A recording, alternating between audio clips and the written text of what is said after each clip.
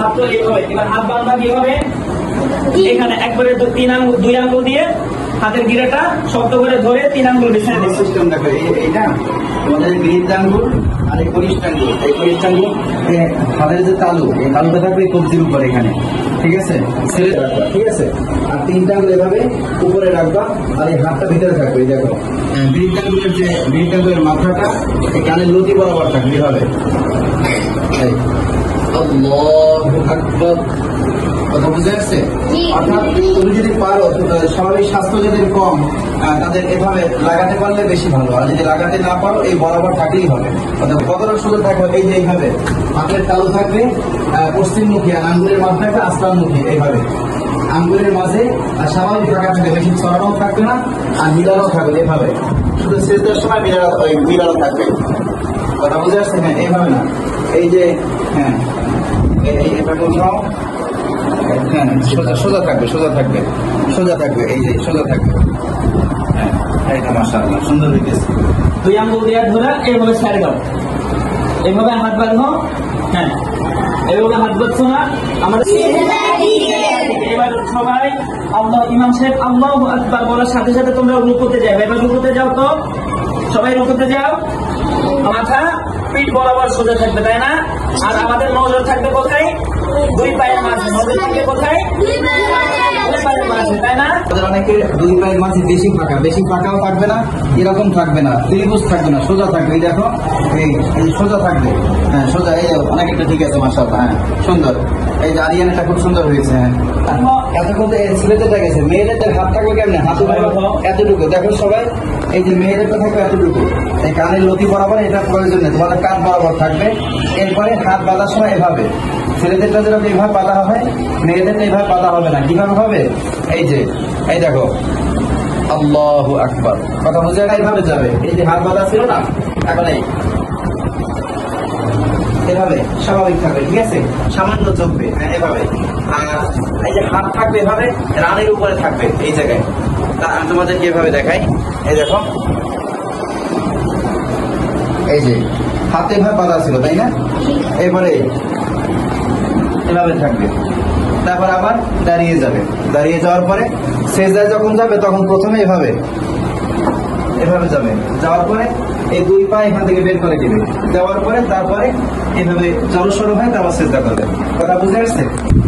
সেজদায় যখন যাবে তখন দাঁড়ানো থেকে এই হাঁটু জমিনে লাগার আগ পর্যন্ত পুরো তোমাদের বুক কি, তোমাদের সিনা ঝুঁকবে না, এভাবে দেখো। যেমন হাত বাঁধা ছিল এভাবে,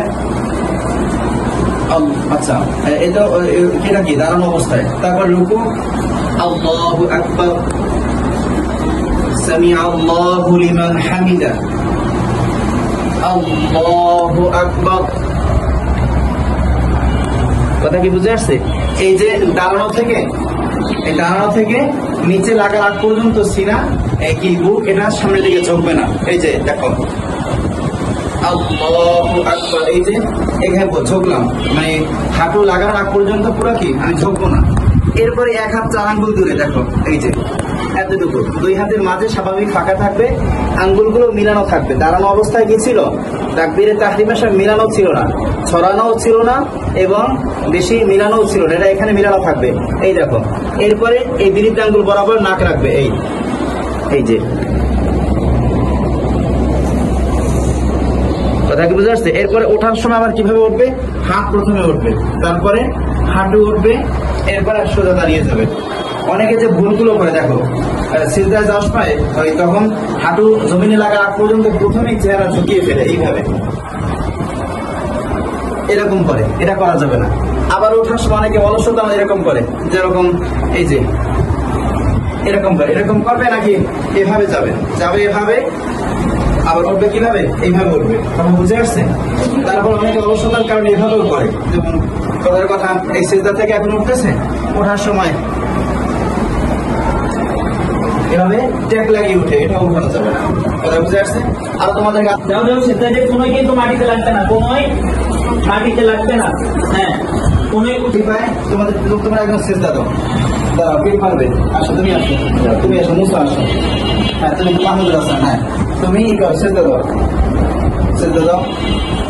কথা হলো যে সেজদার সময় এই যে বাম পায়ের উপর বসো, বসার সময় যে কিছু বিষয় দেখো, বসার সময় মাসআলা হলো আরেকটা বসো। এবার এই যে হাত দুটো,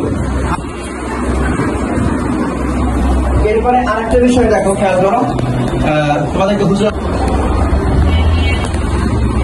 এর মাঝখানে এই দেখো, তোমরা খেয়াল করো, তোমাদেরকে দেখাই, খেয়াল করো, এটা হলো মাসআলা।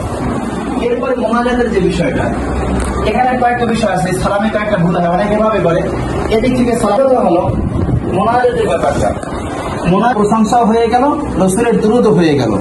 এরপরে শেষ এইভাবে করবো আল্লাহর প্রশংসা এবং রাসূলের দুরূদের মাধ্যমে, যেরকম এভাবে বলা যেতে পারে সুবহান রাব্বিকা রাব্বিল ইজ্জাতি আম্মা ইয়াসিফুন ওয়া সালামুন আলাল মুরসালিন ওয়ালহামদুলিল্লাহি রাব্বিল আলামিন। এভাবে বলে তারপরে চেহারায় বলে দেবো, এটা কি মুস্তাহাব। কথা কি বুঝে আসছে? ইনশাআল্লাহ এই বিষয়ে তোমাদেরকে আরো বারবার শেখাবো, প্র্যাকটিক্যাল হবে। এখনো বলা হচ্ছে, হুজুর আবার বলবেন ইনশাআল্লাহ, প্র্যাকটিক্যাল হবে, তোমাদেরকে আরো বারবার বলা হবে।